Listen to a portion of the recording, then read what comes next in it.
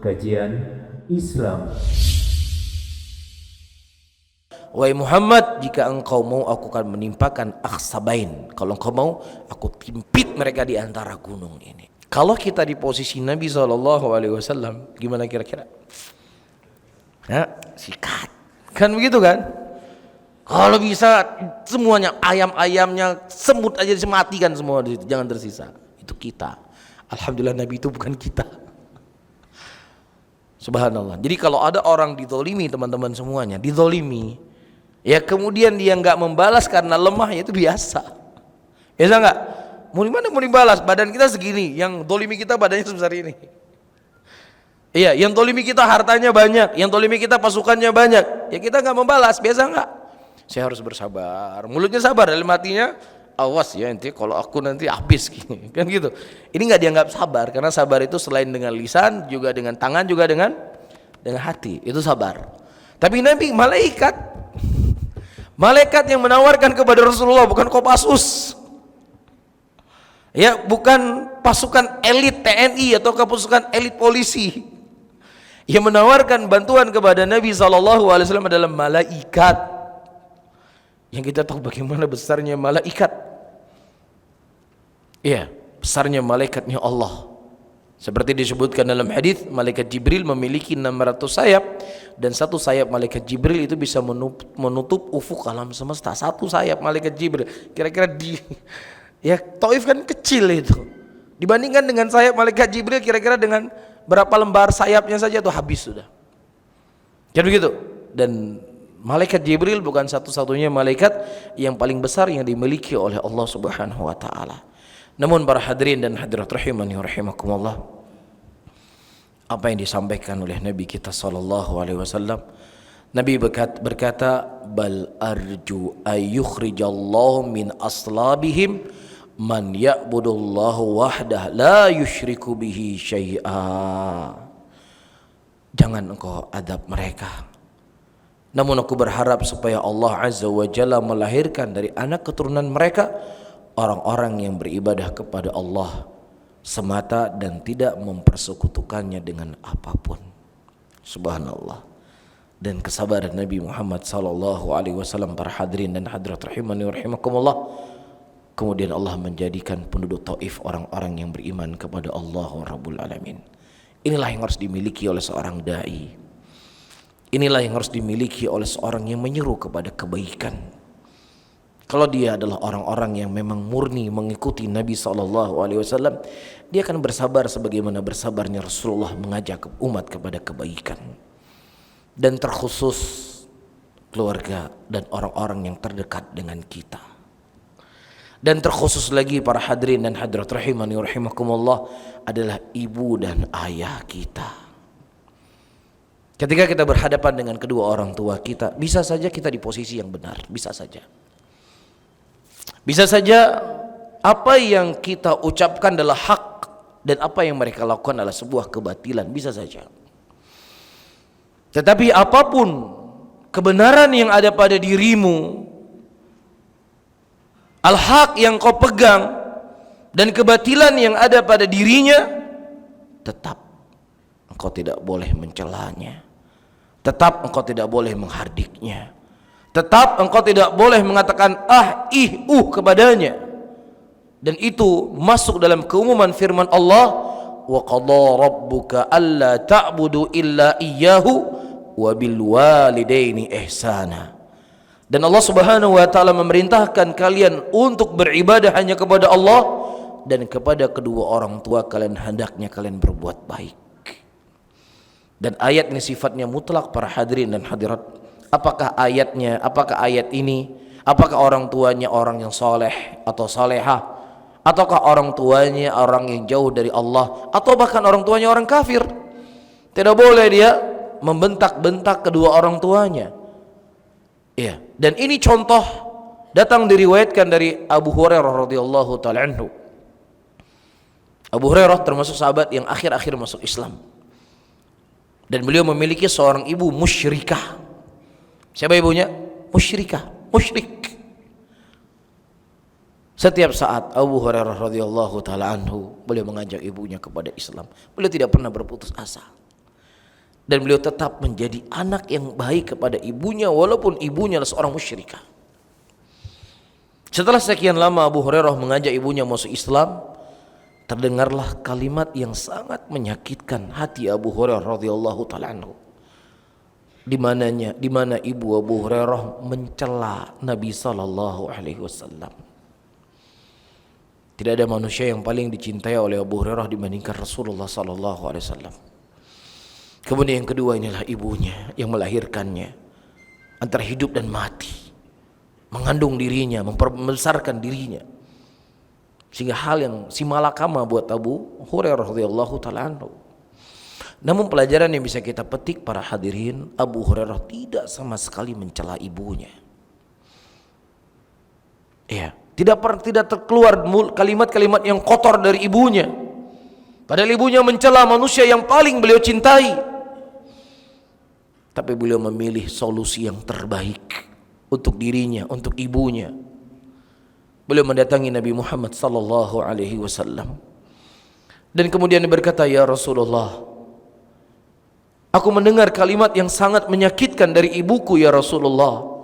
Dia menghina dirimu ya Rasulullah." Lagi-lagi Nabi kita Muhammad sallallahu alaihi wasallam, para hadirin dan hadirat rahimani rahimakumullah, mencontohkan kepada kita akhlak yang baik dan bersabar dari gangguan manusia. Kemudian Rasulullah mengangkat kedua tangannya sembari beliau berkata, "Allahumma hadi umma Abi Hurairah." Ya Allah, berikanlah hidayah kepada ibunya Abu Hurairah. Orang yang mencela beliau, orang yang menghina beliau, justru didoakan kebaikan oleh Nabi sallallahu alaihi wasallam. Bukan sumpah serapah, bukan cacian, bukan makian yang keluar dari mulut Nabi. Nah, kalau seandainya musuhnya beliau atau orang yang benci dengan beliau, doa yang baik yang dipanjatkan oleh beliau, apalagi orang-orang yang mukminin, as-solihin, al-muttaqin.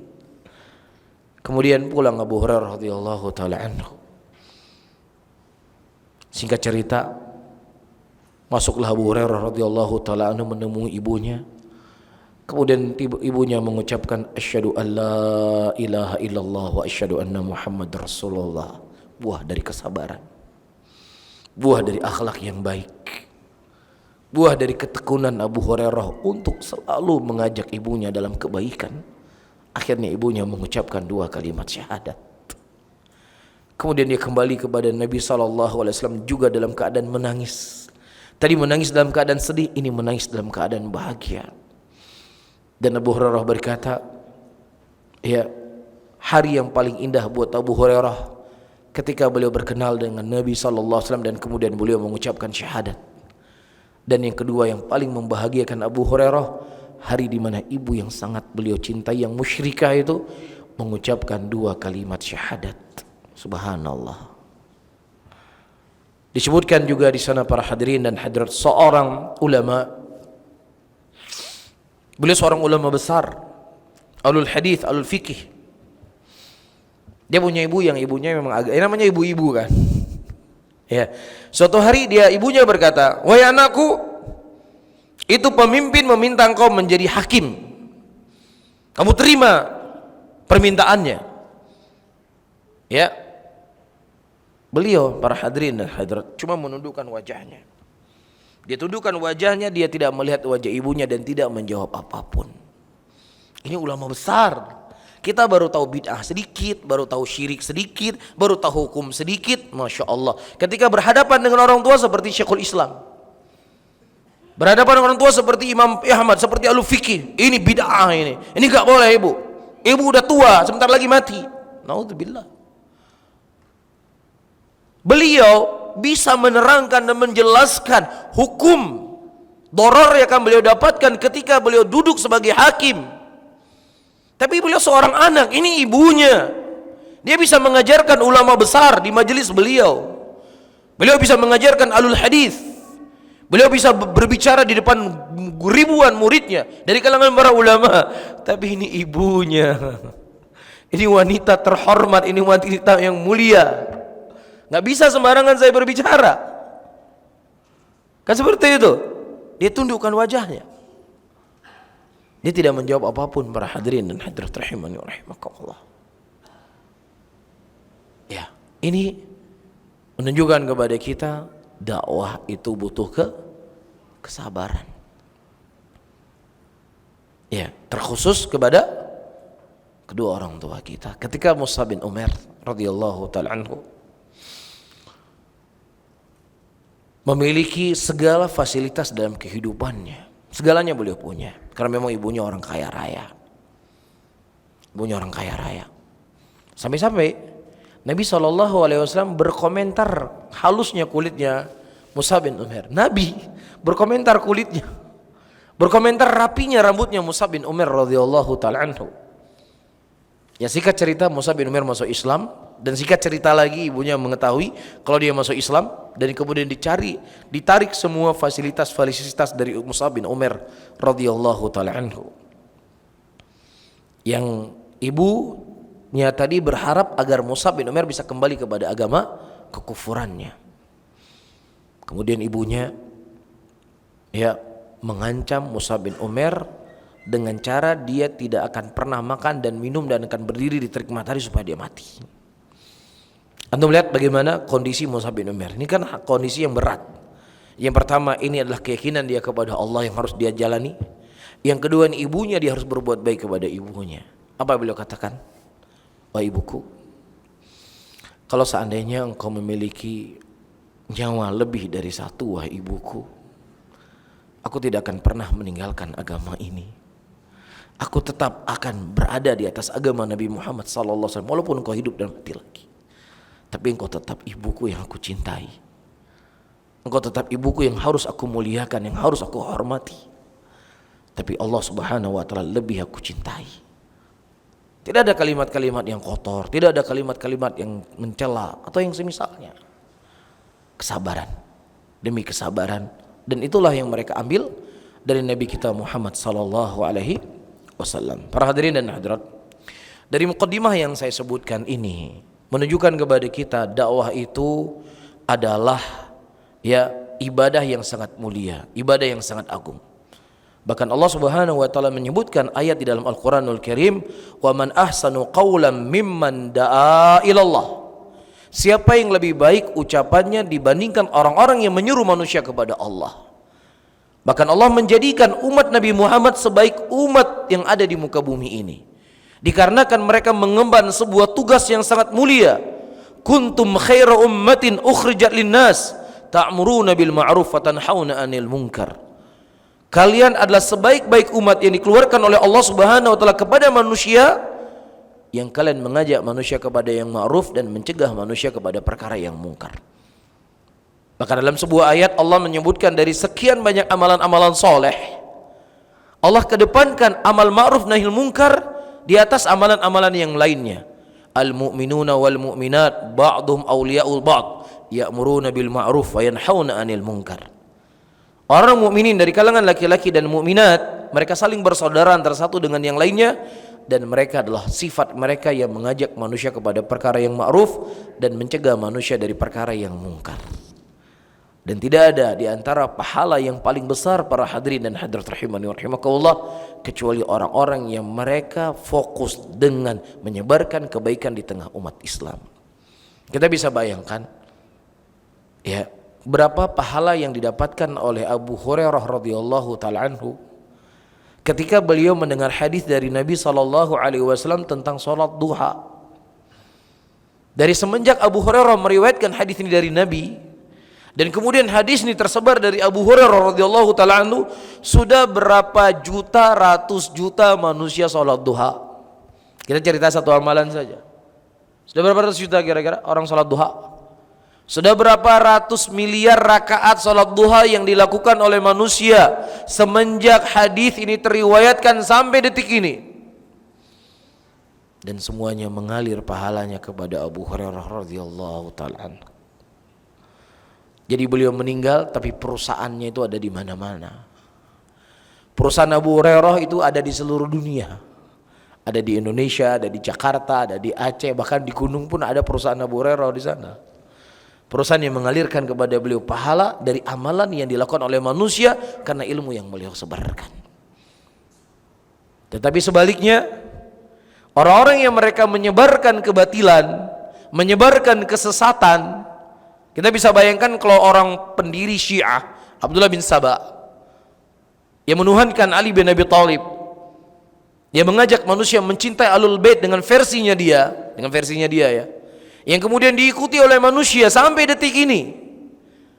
Berapa juta, ratus juta manusia orang mencela Abu Bakar Siddiq, berapa ratus juta manusia mencela Umar bin Khattab, berapa ratus juta manusia mencela Abu Aisyah radhiyallahu taala anha, dan semuanya juga dosanya akan mengalir kepada dia.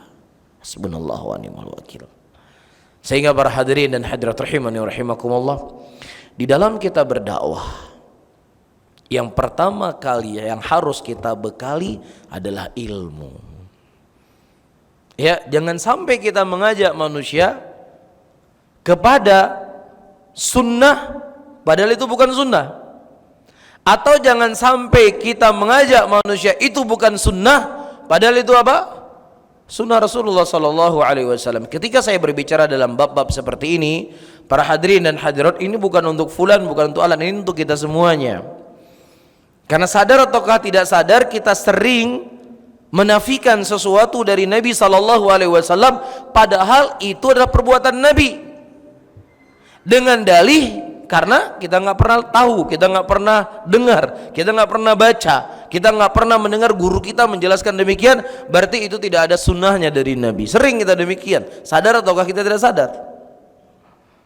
Jadi tercelanya sesuatu itu menisbatkan sesuatu kepada Nabi yang Nabi tidak melakukannya, atau dengan nama bid'ah, atau menafikan sesuatu dari Rasulullah sallallahu alaihi wasallam padahal Nabi melakukannya. Ini dua-duanya berbahaya. Ya, sehingga dibutuhkan kedua-duanya ilmu yang matang di dalam kita berdakwah. Allah Subhanahu wa taala menyebutkan prinsip ini dalam Al-Qur'anul Karim. Qul hadhihi sabili ad'u ila Allah ala basiratin ana wa man ittaba'ani wa subhanallahi wa ma ana minal musyrikin. Katakanlah Muhammad, qul hadhihi sabili, katakanlah sesungguhnya ini merupakan jalanku yang aku mengajak manusia berjalan di atas jalan tersebut, di atas basirah, di atas ilmu.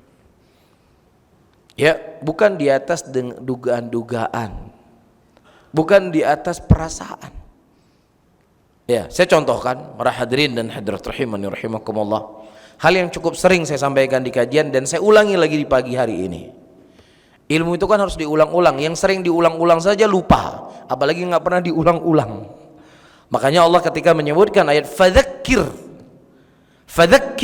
itu dengan apa, kalimat di tasydid huruf kafnya, fadzakir artinya berikanlah peringatan, yang peringatan itu berulang-ulang.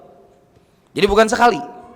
Hari ini diingatkan lagi, besok diingatkan lagi, besok diingatkan lagi, besok diingatkan lagi. Karena yang sering diulang saja lupa, apalagi tidak pernah sering, apalagi tidak pernah diulang. Makanya ketika disebutkan hadis awal terjadinya kesyirikan di muka bumi ini, ya, awal manusia memalingkan ibadah kepada selain Allah, sebab yang paling utama dan pertama, permasalahan tauhid tidak pernah lagi disinggung. Bahaya kesyirikan sudah tidak pernah lagi disinggung. Sehingga disitulah manusia terjatuh ke dalam kesyirikan kepada Allah. Bisa difahami ya? Bisa difahami? Baik.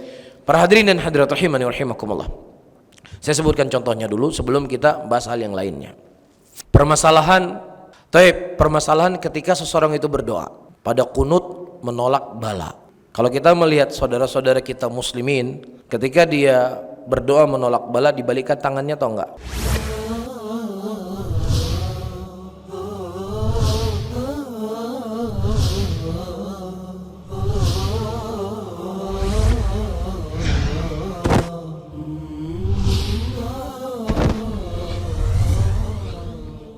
Kajian Islam.